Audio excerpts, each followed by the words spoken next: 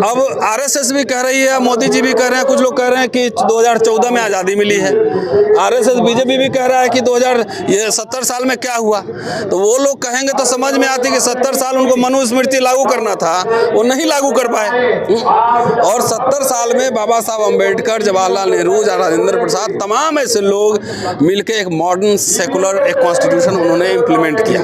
तो अगर दलित ये कहने लगे कि 70 साल में क्या हुआ, शेड्यूल ट्राइब में मैं बोल रहा हूँ, ओबीसी पे बहुत सारे लोग क्षत्रिय हैं, जैसे निरहुआ क्षत्रिय होगा, उसमें नहीं कह रहा हूँ। अगर ये कहने लगे तब तो समस्या और ज़्यादा गंभीर है। 70 साल में जो डेवलपमेंट हुआ था, जो पब्लिक इंस्टीट्यूशंस बने थे, यूनिवर्सिटीज़ बने थे, कॉलेज बने थे, सब कुछ धीरे धीरे बेच रहा है और उसको फिक्टिशियस हिंदुआइजेशन में उसको कहता हूँ। अभी दिल्ली में आपने एक देखा है कि कोबलर को बर्मा नाम हटाने को हटवा दिया, उसको हटवाया ना। जब मंदिर पे जाता है तो वहाँ पिटाई लगती है, जब शादी में घोड़ी चढ़ता है तो पिटाई लगती है। तो हिंदू कैसे है ये? वैसे ही लोगों को कई बार जो ना कॉमनल हेट्रेड के लिए, कॉमनल वायलेंस के लिए, वैसे लोगों को ये लोग इस्तेमाल करते हैं। हमारे कुछ नेता भी जो है ना, गाहे बेगाहे या अंदर से सेटिंग करके हमारे SC ST OBC समाज को गुमराह कर रहे हैं। चुनाव आने वाला है और जगह जगह प्रदर्शन भी होने लगे हैं, सरकार से मांगे उठने लगी हैं कि जिस तरह से महंगाई, भ्रष्टाचार और बेरोजगारी चरम स्तर पर है और साथ साथ यहाँ पर दलितों, OBC और माइनॉरिटी पर दिन प्रतिदिन हमले भी बढ़ते जा रहे हैं। इसी को लेकर हम बात करेंगे प्रोफेसर रतनलाल जी से कि जिस देश में जिस तरह से आए दिन जो हमले हो रहे हैं, चाहे मॉब लिंचिंग होगी, चाहे दलितों के साथ अत्याचार हो रहा है। अभी आपने हाल ही में देखा होगा दिनेश लाल यादव उर्फ निरहुआ, जो दलितों को घर में होली के लिए बुलाता है, उनको बुरी तरह से पिटवाता है और अधमरा कर देता है। ये हालत कर दी है बीजेपी, जहाँ कहती है कि दलितों को मत मारो, मोदी जी कहते हैं मुझे मारो। तो दलित लोग अपना शत्रु नंबर 1 डिसाइड नहीं कर पाया तो क्या किया जाए? मेरा शत्रु नंबर कौन है पूछो, हम बताते हैं। हाँ, मेरा शत्रु नंबर है बीजेपी या उसका पीछे RSS है, वो ये है मेरा शत्रु नंबर 1। अब दलित लोग कंफ्यूज है कि शत्रु नंबर 1 है तो ये हाल तो होगा ही ना। कौन बीजेपी वाला क्यों गए थे उसके? जब पता ही है कि उसका राजनीतिक जो पाठशाला है, वो पाठशाला कहीं और से मनुस्मृति से ट्रेनिंग लेके आया है, सांसद बना है, तो उसके अंदर तो वैसे भी वो एरोगेंस तो रहेगा ही ना रहेगा। तो अभी तो तय ये होना है कि पहले दलित समाज ये तय कर ले कि शत्रु नंबर 1 कौन है और शत्रु नंबर 2 कौन है। दिक्कत ये आ रही है ना कि अब RSS भी कह रही है, मोदी जी भी कह रहे हैं, कुछ लोग कह रहे हैं कि 2014 में आज़ादी मिली है। RSS बीजेपी भी कह रहा है कि 2070 साल में क्या हुआ। तो वो लोग कहेंगे तो समझ में आती कि 70 साल उनको मनुस्मृति लागू करना था, वो नहीं लागू कर पाए। और 70 साल में बाबा साहब अम्बेडकर, जवाहरलाल नेहरू, राजेंद्र प्रसाद, तमाम ऐसे लोग मिलकर एक मॉडर्न सेकुलर एक कॉन्स्टिट्यूशन उन्होंने इम्प्लीमेंट किया। तो अगर दलित ये कहने लगे कि 70 साल में क्या हुआ, शेड्यूल ट्राइब में मैं बोल रहा हूँ, OBC पे बहुत सारे लोग क्षत्रिय हैं, जैसे निरहुआ क्षत्रिय होगा, उसमें नहीं कह रहा हूँ। अगर ये कहने लगे तब तो समस्या और ज़्यादा गंभीर है। जब संविधान के पहले आप नागरिक थे ही नहीं, आप अछूत थे, कमर में झाड़ू और गले में मटका था, गांव के बाहर रहना होता था, खदेर के पिटाई लगती थी। उसके बाद जब आए तो बाबा साहब जवाहरलाल नेहरू, तमाम लोगों के प्रयास से रिजर्वेशन लागू हुआ और लागू हुआ तो कम से कम एक मिडिल क्लास तैयार हुआ। देखिए कोट पैंट पहन के लोग घूम रहे हैं कि नहीं घूम रहे हैं। तो लागू हुआ, यूनिवर्सिटी कॉलेज में जगह मिली, आपको IITs में एडमिशन हुए, है ना, मेडिकल कॉलेज, डॉक्टर बने, इंजीनियर बने, IAS बने, IPS बने। अगर ये समाज भी अगर कहे कि 70 साल में क्या हुआ, हमें हुक्मरान बनना था, तो हुक्मरान कितने लोग बनोगे भाई? लेकिन मेरा एक और सवाल है, जो समाजवादी होगी, RJD होगी, इनके यादव और बीजेपी के यादवों से अलग है क्या? पॉलिटिकल ट्रेनिंग पे फर्क पड़ता है ना। जो RSS में जाटव है और जो सपा में जाटव है, जो बसपा में जाटव है, दोनों अंतर नहीं है। ये तो किस तरह का फिलॉसफी की ट्रेनिंग आपको दी जाती है ना, उसमें फर्क पड़ता है ना। तो यादव जाटव चमार भी एक कैटेगरी नहीं है ना, उसमें भी भाई बीजेपी से कुछ लोग जीते ही ना, मंत्री भी बने हैं उत्तर प्रदेश में, बिहार में भी जब बीजेपी की सरकार थी मंत्री थे। तो ये हमको नेता को तो छोड़ो, नेता को जिसको औकात है ना, किसी भी शेड्यूल कास्ट, शेड्यूल ट्राइब को जाके जनरल सीट से लड़वा दो 10-20। अरे रिजर्व सीट वो बाबा साहब और तमाम एक एफर्ट था कि बन गया तो किसी न किसी को तो लड़ाना ही है, पट्टा किसी में बन जाएगा तो कोई ना कोई तो जीतेगा ही ना। अगर इतना आप दलित प्रिय हैं तो आप एक काम करो, जाके और जो ओपन सीट है वहां से लड़के जितवाओ। और क्यों सोशल जस्टिस मिनिस्ट्री देते हो, फाइनेंस मिनिस्ट्री दो, उसको रेल मंत्रालय दो, फॉरेन मिनिस्ट्री दो। फाइनेंस की जानकारी भी तो होनी चाहिए ना। नहीं तो सबकी जानकारी थोड़ी होती है क्या, सब मिनिस्ट्री तो बाबू लोग वहाँ काम करता है, वहाँ तो बाबू लोग के ब्यूरोक्रेट्स काम करते हैं। मिनिस्टर को कन्विंस करना होता है, मिनिस्टर सवाल जवाब करता है तो सबको सब जवाब। साइंस टेक्नोलॉजी ने जो मिनिस्टर बना हुआ IIT से पढ़ के आया क्या? तो बनाओ तब ना समझेंगे। तो इसलिए इन लोग को जो है ना समाज को समझना पड़ेगा कि आपके राजनीतिक शत्रु एक कौन है और दो कौन है, और समाज को ये जो है ना नशा जो है ना राजनीति करने का पूरे समाज को, इससे निकलकर सीधा और सीधा agenda setting, school college university, रोजगार, स्वास्थ्य, सुरक्षा, डिग्निटी, ये सवाल पे समाज आए खड़े हो। आएगा कैसे? उसे तो नहीं राशन मिल रहा है। नहीं ऐसा है ना, तब भी इस मुल्क को बनाने वाले को फ्री का राशन कहाँ से आया है? किसी के घर में पैदा हुआ है? ये टैक्स पेयर के मनी से जा रहा है और हम लोग टैक्स नहीं दे रहे हैं क्या? तो टैक्स पेयर का मनी का है ना। तो क्या इसके पहले राशन नहीं मिल रहा था लोगों को? मिल रहा था, नहीं मिल रहा था? फ्री में एजुकेशन मिल रहा था कि नहीं मिल रहा था? 424 रुपये कॉलेज का फीस देकर मैं दिल्ली यूनिवर्सिटी में पढ़ा हूँ, पूरे जीवन में 8,000 रुपया फीस दिया होगा मैक्सिमम। आज एक सेमेस्टर का फीस मेरा बेटा भरता है ना 29,000 रुपये। तो ये महंगाई कैसे बढ़ी? पहले तो 2 रुपया है, पहले तो स्टाइपेंड मिलता था छात्रों को। मोदी सरकार से पूछिए और सरकारों से कितने स्कॉलरशिप दे रहे हो, कितने बढ़ा रहे हो, क्या क्या कंडीशन लगा रहे हो। पहले तो फीस भी नहीं लगती थी SC ST छात्रों को, और तो बजट भी घटा दिया एजुकेशन, सब घटा दिया। पिछले 8 साल में हर साल उठाकर देखिए आंकड़े तो बजट घटता गया, और जो एलोकेटेड फंड है उसमें से भी जो है ना खर्चा पूरा नहीं हुआ। और इन नेता सब इतना पागल किए हमारे समाज को, उसके जहन में आता ही नहीं कि ये सवाल पूछना है। यहाँ जितना हुक्का राम सब मीटिंग करता है, कभी उसे पूछे हो कि एजुकेशन के बजट पर क्या चर्चा है, क्या आपकी राय है? 8 साल का उठा के देख लीजिए, आपको डेटा में दे दूंगा। हर साल डिटोरिएट हो रहा है। ये सब के एजेंडा पे है ही नहीं।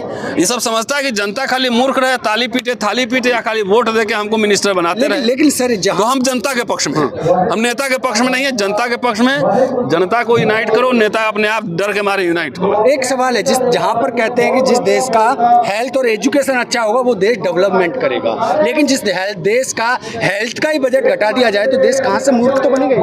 अरे भाई, तो इसमें संदेह कहाँ पे है? डॉक्टर अंबेडकर का एक इंटरव्यू है, prospects of democracy in India, और ये सब इसलिए कहना पड़ता है कि लोग जाके पढ़े भी, जो सुन रहे हैं वो पढ़े भी, 4 पन्ना पलटें।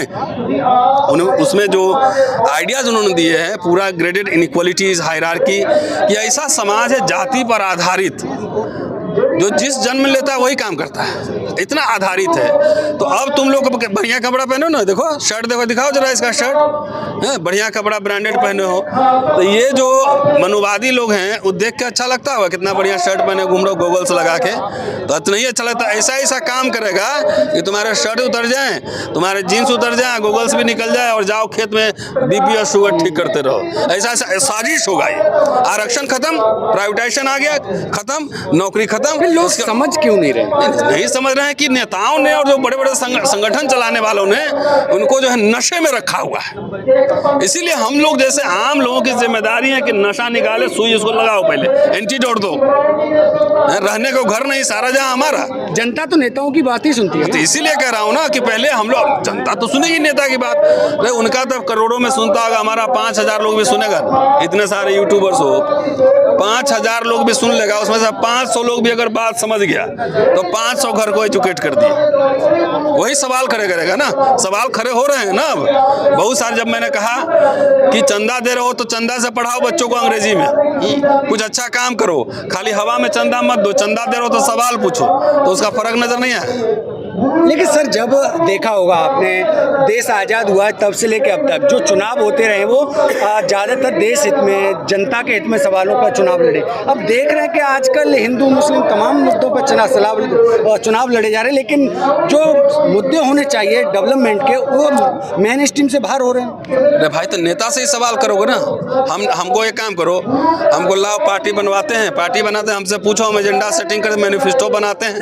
बाबा साहब जब इंडिपेंडेंट लेबर पार्टी बनाए तो उसका भी मैनिफेस्टो बनाए, जब शेड्यूल कास्ट फेडरेशन बनाए उसका भी मैनिफेस्टो जारी किए, जब उन्होंने इंडिपेंडेंट लेबर पार्टी उनके डेथ के बाद हुआ है अस्तित्व में, तब भी जो है, sorry RPI Republican Party of India, Thawale नहीं अम्बेडकर, अच्छा। हाँ, उनके साथ 2 लोग और थे, नाम भूल रहा हूँ अभी, तो उनका भी मैनिफेस्टो जारी हुआ। तो पूछो हमारे समाज के जो दलित बहुजन की राजनीति कर रहे हैं उनका मैनिफेस्टो कहाँ है, उनका एजेंडा कहाँ है? ये सवाल मैं पूछ रहा हूँ, ये सवाल सामूहिक रूप से समाज पूछे, सोशल मीडिया पर लिखे, लगातार पूछे, तब जाके तुम्हारे सवाल पूछते तो उन्हें तो ED CBI का डर दिखाने लगते हैं। अरे यार, तो नेता को ना डर दिखाता है, तो ईमानदार नेता पैदा करो। फिर आपने भी जब आवाज उठाई तो आप पर भी FIR हुई ना, तो होने दो, तो क्या फर्क पड़ता है? क्या फर्क पड़ता है? किस चीज पे FIR हुई? आइडियोलॉजिकल बैटल पे ना। मेरे यहाँ इनकम टैक्स से ED वाला आके देख लो भाई, जो देखना है, कुछ भी नहीं है, होगा तो लड़ लेंगे, जाओ। तो 24 का बदलाव कैसे होगा, क्या हो पाएगा? पहले समाज को इकट्ठा करने हम लोग आए हैं, समाज इकट्ठा होगा, जात छोड़ो जमात जोड़ो। अच्छा। और एजेंडा लाओ, जात जोड़ो, जात छोड़ो, जमात जोड़ो और एजेंडा लाओ। बिना एजेंडा के हुआ मत करो CR की तरह। जिसको वोट देते हो उसे सवाल पूछो कि हमारा अस्पताल क्यों नहीं है, स्कूल क्यों नहीं है, रोजगार क्यों नहीं है। ये सवाल अपने नेताओं से भी पूछो, तब जाके जिसका समाज धमकाता है ना नेताओं को, तब नेता भी एक्टिव। डीजे पे डांस भी तो करेगा ना कोई? डीजे पे भी डांस कभी कभी कर लो, उसमें कोई दिक्कत नहीं है, लेकिन अपने रियल मुद्दे को पहचानो। सर, न्यायिक अधिकार महाकुंभ में आए हैं आज, और इसमें तमाम मुद्दे उठाए गए, स्पेशली जो नफरत और जिसके खिलाफ देश में माहौल बन रहा है, हिंदू राष्ट्र और नफरत बढ़ाने का, इस पर कंट्रोल कैसा होगा? इसमें हमारे कुछ नेता भी जो है ना, गाहे बेगाहे या अंदर से सेटिंग करके हमारे SC ST OBC समाज को गुमराह कर रहे हैं। इसलिए ऐसे मौके पर इस तरह का कार्यक्रम जो है ना बहुत इम्पोर्टेंट है कि रेटरिक में राजनीतिक नहीं होती है। खाली रेटरिक, जिनके पास संसाधन और सत्ता हो वो रेटरिक दे तो उनको तो सूट करता है, लेकिन जिनके पास रहने को घर नहीं, सारा जहां हमारा मतलब रहने के लिए अपना घर नहीं है, पढ़ने के लिए स्कूल नहीं है, कुछ भी नहीं है, और आप जो है इतने बड़े बड़े नारे दे रहे हो। जो बेसिक बात है कि जो कॉन्स्टिट्यूशन बना भाई, अगर उसी समय सब कुछ ब्राह्मणवादी होता तो डॉक्टर अंबेडकर जब कॉन्स्टिट्यूएंट असेंबली में गए थे तो सीधे संविधान क्यों बनता? मनुस्मृति ही लागू हो जाना चाहिए था ना। तो संविधान बनाएगा, उसमें इतने लर्नेड पढ़े लिखे लोग थे, बहुत सारे जो कॉन्स्टिट्यूशनल बॉडीज हैं, उसको इस उम्मीद पर छोड़ दिया गया कि हमारे जो भावी पीढ़ियां होंगी, है ना, कैसे लोग होंगे, क्या करेंगे, इसकी मैं कैसे अभी भविष्यवाणी कर सकता हूं कि भावी पीढ़ियां विजडम पे छोड़ा गया था। लेकिन 70 साल में देख लीजिए, जिस विजडम पे छोड़ा गया था उससे आगे गए हैं या पीछे आए हैं, ये तो समझना पड़ेगा ना। तो 70 साल में जो डेवलपमेंट हुआ था, जो पब्लिक इंस्टीट्यूशंस बने थे, यूनिवर्सिटीज बने थे, कॉलेज बने थे, सब कुछ धीरे धीरे बेच रहा है, और उसको फिक्टिशियस हिंदुआइजेशन में उसको कहता हूँ। अभी दिल्ली में आपने एक देखा है कि कोबलर को बर्मा नाम हटाने को हटवा दिया, उसको हटवाया ना। जब मंदिर पे जाता है तो वहाँ पिटाई लगती है, जब शादी में घोड़ी चढ़ता है तो पिटाई लगती है। तो हिंदू कैसे है ये?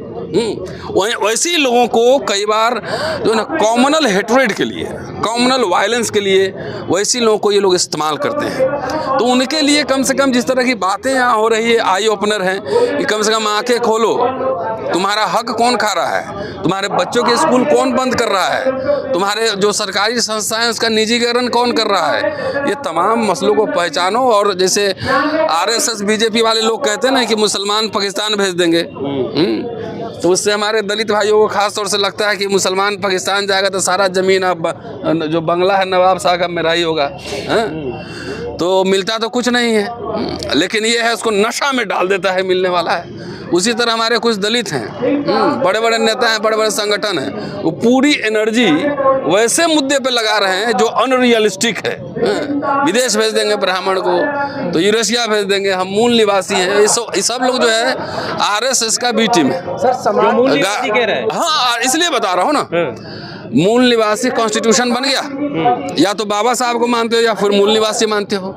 कॉन्स्टिट्यूशन एक बार बन गया, जब सिटीजनशिप डिफाइन हो गया, तो अब कौन विदेशी या कौन देशी, जिसका जन्म यहाँ पे हुआ वो ऑलरेडी यहीं का आदमी है। तो फिर मुस्लिम को जो मंच पे बैठाते हो दाढ़ी वाले लंबे पठान साहब को, तो वो कैसे मूल निवासी हो गए फिर? तो वो कन्वर्टेड है ना, इसलिए कैसे कन्वर्टेड है? वहां से जो आए थे तो कुछ लोग तो यहाँ रुक गए थे ना, जो गोरे चिट्टे लंबे हैं। तो वो है ना जिन्होंने, अरे जो कम लोग, अधिकतर लोग को थोड़े ही मंच पे बैठाते हो, वो कम लोग के पास जो बड़े बड़े पैसे वाले लोग हैं उनको बैठाते हो, कुछ माल वाल मिल जाए उससे, तो जाके देख लो मंच पे, चेक करना। तो ये पूरा आइडिया जो है ना, डॉक्टर अंबेडकर की लड़ाई किस बात की थी, ये उन लोगों से पहले पूछो कि डॉक्टर अंबेडकर की लड़ाई क्या मान सम्मान, सेल्फ रिस्पेक्ट, डिग्निटी, हिस्सेदारी, भागीदारी, सुरक्षा इसकी थी कि उनकी लड़ाई ब्राह्मण को विदेश भेजने की थी, मूल निवासी की थी। पहले इसमें से क्लियर कर लो, तब बहस आगे बढ़ेगी। उनकी लड़ाई, इसका मतलब है कि जो फंडामेंटल इश्यूज हैं, जो रोजगार का सवाल है, जो शिक्षा का सवाल है, तमाम ऐसे सवाल जो है आप सेकेंडरी बना दे रहे हो, और दलितों को आप जो है ना ऐसे अनरियलिस्टिक ख्वाब दिखा रहे हो कि संसद के गुम्बद पे चढ़ के एकदम नीला झंडा फहरा देना है। कैसे फहराओगे? 272 एमपी चाहिए ना, बताओ कहाँ से जीतोगे? तो नहीं, 50 वोट एक इलेक्शन में लाएंगे, कहीं 100 वोट लाएंगे। हुक्मरान जो है बनने का सबको अनरियलिस्टिक ख्वाब दिखा रहा है। तो वो बोलते हैं ना कि कबूतर दिखा के कौवा खिला देगा, बटेर दिखा के कौवा खिला देगा, तो उसी तरह हुक्मरान के चक्कर ये भी जाता है कि जब तक हमारी जो आबादी है, दबे कुचले पिछड़े जो लोग हैं, अगर वो ख्वाब नहीं देखेंगे तो आगे कैसे बढ़ेंगे? तो ख्वाब देखो ना कि तुमको अमर्त्य सेन भी 10 पैदा करना है, तुमको नोबेल प्राइज भी लेना है, बुकर प्राइज भी जीतना है, हिस्टोरियन भी बनना है। राजनीति तो उसी की जिंदा रहेगी जिसके संस्थान होंगे, जिनके इंटेलेक्चुअल होंगे। अगर ब्राह्मणवाद जिंदा है तो राज सत्ता की वजह से जिंदा नहीं है, उसके सोशल हेजमनी, उसके मठ, उनके मंदिर, वो उनके एजुकेशन के सेंटर थे, चाहे मुसलमान है, चाहे अंग्रेज है, चाहे उसके पहले जो भी रहे। वहाँ वो बच्चों को पढ़ाते थे, डांस सिखाते थे, म्यूजिक सिखाते थे, सब सिखलाते थे, राइट? कि वो इंस्टीट्यूशंस में राजनीति जिंदा होती है। आरएसएस के लीडर सरस्वती शिशु मंदिर में पैदा होते हैं, इलेक्शन में तो खाली फल काटा जाता है। तो बगैर स्कूल कॉलेज में बात किए हुए, बगैर अखबार पे, बगैर मीडिया के, बगैर किसी चीज़ के, बगैर इंटेलेक्चुअल के, बगैर रिसर्चर के सबको हुक्मरान बनाने का 545 ही बनाओगे ना, कि सबके बाकी के लिए क्या आर्थिक मुक्ति के क्या दस्तावेज हैं, मैनिफेस्टो हैं, सामाजिक मुक्ति के क्या दस्तावेज हैं, मैनिफेस्टो हैं, सांस्कृतिक मुक्ति के दस्तावेज हैं, ये खाली नारा और भाषण है। तो ऐसे लोगों से समाज को एंटीडोट बोलते हैं ना, दवा देना पड़ता है, जो इतने साल से झूठ मूठ के नशा में रखा हुआ है। अरे रियल वर्ल्ड में आओ, डॉक्टर अंबेडकर से सीखो। वो प्रेशर बिल्डअप करते थे, अंग्रेजों पर डिस्काउंट लेते थे अपने लोगों के लिए, कांग्रेस से लड़ते थे, प्रेशर बिल्डअप करते थे, डिस्काउंट लेते थे। आई हुक्मरान बना रहा है सबको, पार्लियामेंट के गुंबद पे चढ़ा रहा है, तब तक पता लगा कि जो भी मिला था वो बेच दिया। क्या अपने लोग ही नशा में रख रहे हैं क्या? नशा में रख रहे हैं ना, उसी को ठीक करने की अभी तैयारी चल रही है। रियल बात है कि बच्चों को अंग्रेजी में पढ़ा रहे हो कि नहीं, पहले ये बताओ। तो ये सब कुछ नहीं है। अरे 505 मान लो 4,000 एमएलए बन जाएगा तो सब तो तुम जीत नहीं पाओगे। शेड्यूल कास्ट, शेड्यूल ट्राइब को मिला दो, जब तक ओबीसी से कॉम्बिनेशन नहीं बैठेगा कितना एमपी जीतेगा बताओ मुझे, बताओ। हवा में खाली कहते हो कि रोज भारत बंद कर रहे हैं, हर 2 महीना में भारत बंद कर रहे हैं, 4 एक मोहल्ला तो बंद नहीं करा सकते यार। रियल वर्ल्ड में आओ, नहीं करा सकते हो, कह दो भारत बंद कर देना है। भारत बंद तो आज कांग्रेस पार्टी भी ना कर सकती है, ये हालत है इस देश में। तो इसलिए सीधा समझना है, आरएसएस बीजेपी कहती है कि 70 साल क्या हुआ। अगर दलित भी ये कहना शुरू कर दे कि 70 साल क्या हुआ, तो इसको तो थोड़ा सा इंजेक्शन मारना पड़ेगा ना। 70 साल में हुआ कि कोट टाई पहन के घूम रहे हो बहुत सारे लोग। सब तो बाई चांसलर नहीं बन सकते, कुछ तो बन सकते हैं। ब्राह्मण में तो सब बाई चांसलर नहीं होंगे, लेकिन कुछ तो हैं। तो जो हैं उसी में भागीदारी की बात करो ना भाई। तो ये सब एजेंडा पे नहीं है। ये सब हुक्का रामों ने जो है इंजेक्शन दे दे के सबको, ये सब एकदम पार्लियामेंट में, विधानसभा में कूद जाना है। अरे सब नहीं जा सकता है भाई। Be pragmatic, be practical. तो इस तरह से आप वही आदमी, कितने अपर कास्ट के लोग जाते हैं माइनॉरिटी के खिलाफ वायलेंस करना। ये सवाल है ना। तो ऐसे लोग जो बी टीम की तरह काम कर रहे हैं और जो ये दोनों एक सिक्का के दो पहलू हैं कि आपको किसी को पाकिस्तान भेजना और किसी को यूरेशिया भेजना, तो दोनों में भेजना ही हुआ। तो पासपोर्ट उसमें बनवाना पड़ेगा, फिर बात करना पड़ेगा पाकिस्तान से भी, अफगानिस्तान से भी। तो ये दोनों एक ही सिक्के के पहलू हैं जो रियल मुद्दे से आपको भटका कर पाकिस्तान और यूरेशिया की बात करता है, समझ गए? उसका दलित एडिशन है ये। रियल मुद्दा है जो सड़क पे लड़ रहे हैं। आज तक बताइए, अगर निजीकरण हो रहा है तो मैं पॉलिटिकल पार्टी से भी सवाल करता हूं ना कि कितने दिन जाके पार्लियामेंट घेरे हो, समाज जागृत कर रहे हैं या कौन सा समाज जागृत कर रहे हो? तुम लोग जितना यूट्यूबर 5 साल में जितना जागृत किया उतना तो इतने मिलकर न किए होगे, बाबा साहब के बाद, काशी राम जी के बाद। Am I right or wrong? 5 intellectual Delhi में बैठ के यूट्यूबर सब जो है जितने लोगों को कनेक्ट कर दिया, ग्लोबली कह रहा हूँ, इसमें से कोई इंग्लैंड या कनाडा चंदा मांगने नहीं जाता है, लेकिन लोग सुनते हैं। बहुत सारे लोग इंग्लैंड, ऑस्ट्रेलिया, कनाडा जाते हैं, चंदा मांगने जाते हैं। तो ये असेसमेंट नहीं होगा। आप लोगों को कभी बुला के चाय पिलाता है, खाना खिलाता है कभी? मतलब समाज मिशन चला रहे हैं, एकदम 40 साल से चला रहे हैं, समाज जागृत करना। आप लोगों के घर में किसी गया है कोई लिटरेचर लेके जागृत करने वाला? पर दोनों विचारधारा में, जैसे आपने कहा कि वो ब्राह्मणवादी विचारधारा है जो पाकिस्तान भेजने की बात करती है, और इधर दलितों की ब्राह्मण, उसका दलित एडिशन है। हाँ, दलित एडिशन। जिस तरह से वो अपना जो दायित्व हर जगह दिखा रहे हैं, मतलब चाहे वो एजुकेशन सेक्टर हो, अलग अलग सेक्टर में उनका रिप्रेजेंटेशन है। इधर क्या कमजोरी आई है? क्या इनके विंग कमजोर हैं, इनकी पार्टियां कमजोर हैं, इनके नेता कमजोर हैं? कौन इसके पीछे जिम्मेदार है जो यहाँ पर? इनके पास सिर्फ नारे हैं। 10 साल, पिछले 15 साल का इनका इलेक्शन का वोटिंग पैटर्न उठा के एनालिसिस कर लो। नारे देना, बाबा साहब ने कहा था पढ़े लिखे लोगों ने धोखा दिया है, तो ये मोरल प्रेशर बनाने के लिए भाषण देता है। तो आपके पास गया, बोला बाबा साहब ने कहा था पढ़े लिखे लोगों ने धोखा दिया है, तो आप जेब में से 2000 रुपया निकाल के दे दे, देखो हम नहीं दिए, हम मिशन में कंट्रीब्यूट कर रहे हैं। तो ये सबसे बचिए, पैसा बचा के घर के बगल में एक गरीब बच्चा है उसको इंग्लिश स्कूल में पढ़ाइए, इंग्लिश मीडियम। ये सब रियल बात है।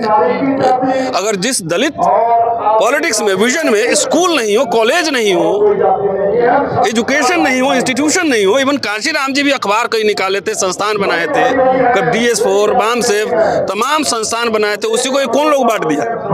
बताओ, हमने बांटा? लोग जिसने बांटा उनकी व्यक्तिगत महत्वाकांक्षाओं की वजह से बटी होगी ना। सब कहता है हम ओरिजिनल है, सब ओरिजिनल। एक तो कहता है मैं 99.9, उसके बाद फिर डॉट, फिर 99.9, सब मैं ही हूँ। तो एक काम करो, उनको बोलो कि रामलीला ग्राउंड में एक दिन 5 लाख लोग इकट्ठा कर लो और यहाँ से मार्च करके जाओ, संसद घेरो। अब बोलो कि हमारे लोग का हक हकूक जो खत्म हो रहा है, प्राइवेटाइजेशन कर रहे हो, बंद करो, नहीं तो सरकार गिरा देंगे। ये बोलो, कौन रोका है? किसने रोका है? तो खाली एब्स्ट्रैक्ट, अमूर्त हवा में खाली भाषण देने से, नारे देने से कुछ होने का? जो हमारे लोगों को अनरियलिस्टिक ड्रीम्स दिखलाए जा रहे हैं। मेरे लिए एक आम इंसान के लिए क्या जरूरत है कि आपको रोजगार मिले, आपको बढ़िया एजुकेशन मिले, आपका स्वास्थ्य हो। जितना ये सब भाषण होता है उसमें खाली भाषण, पॉलिटिकल नारेबाजी के अलावा कोई भी आर्थिक मुक्ति के दस्तावेज, सांस्कृतिक मुक्ति के दस्तावेज, कोई सामाजिक मुक्ति के दस्तावेज, कभी इस पे आंदोलन होते या बात होते देखा है? खाली हुक्मरान बनना है, तो कैसे बनोगे ये पता नहीं भाई। आपने एक बात कहा कि ब्राह्मण जो है कोई नहीं जाता, माइनॉरिटीज के खिलाफ कोई ब्राह्मण नहीं जाता, दूसरे लोग हैं। इनको उकसाया कौन उकसा रहा है ऐसे लोगों को? कौन उकसा रहा है? तो ये आपको कहना पड़ेगा, कौन उकसा रहा है सब नहीं जानता है। जो मूंछ रखने में पीट रहा है वही उकसा रहा है। जो सबसे ज्यादा मार पड़ी है, किसको पड़ी है? जो सफाई कर्मचारी, सबसे ज्यादा प्राइवेटाइजेशन हुआ है तो सबसे ज्यादा मार उन पे पड़ी है। लेकिन वो पाँव धोते हैं, प्रधानमंत्री जी पाँव धोते हैं ना जाकर, तो हमारे कई लोग खुश भी होते हैं, सुबह सुबह भजन कीर्तन भी सुनते हैं। सबको एक एक आइकन पकड़ा दिया है, खुश रहिए। कोई स्कूल कॉलेज जरूरत नहीं है, कोई नौकरी की जरूरत नहीं है, सब लोग एकदम नशे में रहो पूरा।